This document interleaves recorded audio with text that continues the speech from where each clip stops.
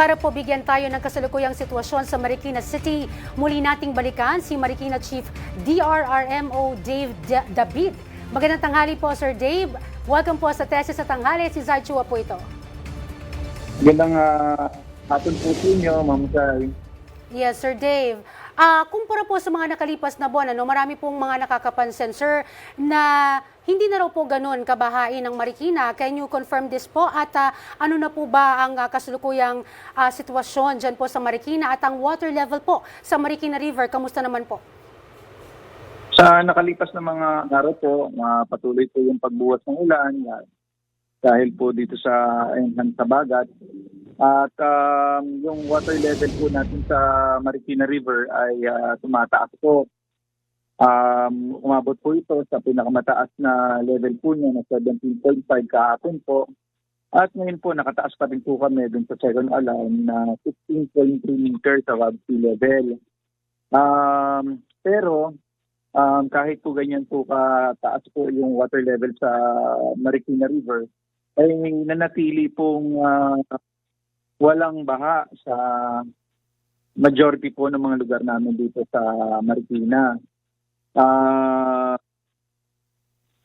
Sa ano po niyan ay dahil po din sa ginagawa ng city government po na mga programa po ng mitigation at flood control projects po namin. Particular po yung dredging po namin sa Marikina River. Continuous po yung paglilinis po namin sa mga drainage po namin. Year-round po yan.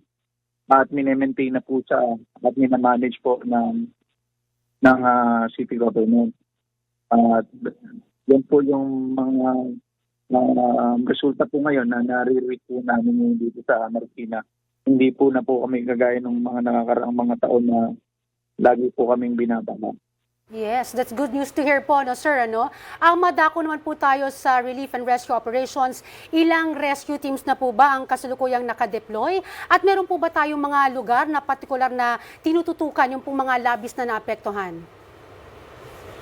Sa rescue teams po, ang buong pwersa naman po ng pamahalang lungsod po, naka-duty po ngayon, naka-red alert at full alert status pa rin po kami. Base pa rin po dun sa mga protocols po namin, patungkol po dun sa evacuation protocols po namin, kadugtong po yan ng alarm system po na ginagawa po namin, base po dun sa water level po natin sa Marikina River. May baha po o wala, hinihigayat po namin yung mga kababayan namin na pumunta po dun sa mga silt zones or dun sa aming mga evacuation camp.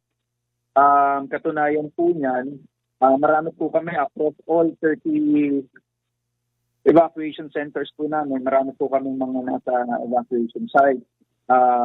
Sa ngayon po, meron kaming 8,252 na individuals na nasa mga evacuation centers o 1,656 na families. Ito po ang tinututukan po natin ngayon. At sinisigurado po natin na napoprovidean po natin sa kanila yung mga pangangailangan po. Habang nandyan pa rin po yung banta ng tuloy-tuloy na pag-ulan po dito sa Metro Manila at sa Marikina. Okay, sir, nabanggit niyo po yung pong mga pamilya sa ating pong mga evacuation center. Sir, meron po ba kayo idea kung ilan pong pamilya ang nasa ating mga evacuation centers? At meron din po ba tayong mga lugar na hindi po naabot ng ating pong mga rescue teams?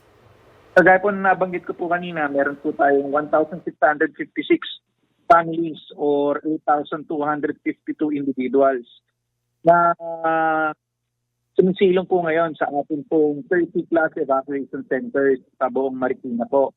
At yan po, buong pwersa po ng pamahalaan lungsod sa pangunguna po ng mayor po namin, si Mayor Naon Chodoro, pinoprovidean po namin sila ng mga basic na pangangailangan po nila. Meron po silang sapat na pagkain sa evacuation center, may mga doktor po doon, may mga gamot po. Kahit po yung mga alagang po nila, pusa, ay meron po kaming mga inallocate na mga species po para dun sa mga alaga po nila. So basically po, inaalagaan po namin sila sa mga evacuation centers ngayon. Habang yung banta po ng pagulan at yung banta po ng pagbaha dun sa mga areas po nila ay naandyan pa rin po dahil nga po patuloy pa rin na malalakas na buhos ng ulan. Sir, pagdating naman po sa mga casualty, meron po ba tayong mga casualty o mga nawawala?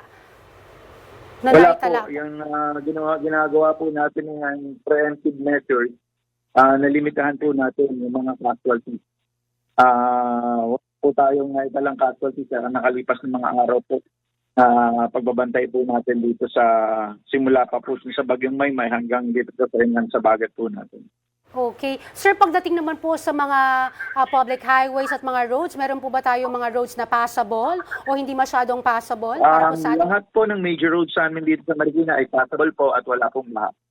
Okay, magandang balita po yan, sir. Panghuli na lang po, sir, ano po ba yung mga hakbang po na ginagawa po ng Marikina DRRMO para po matiyak ang kaligtasan po ng ating mga residente at ng ating po mga rescuers?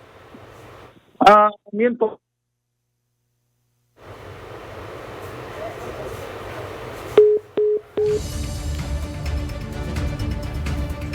Okay, maraming salamat po. Muli yan si Marikina DRRMO Chief David David. Maraming salamat po, Sir Dave.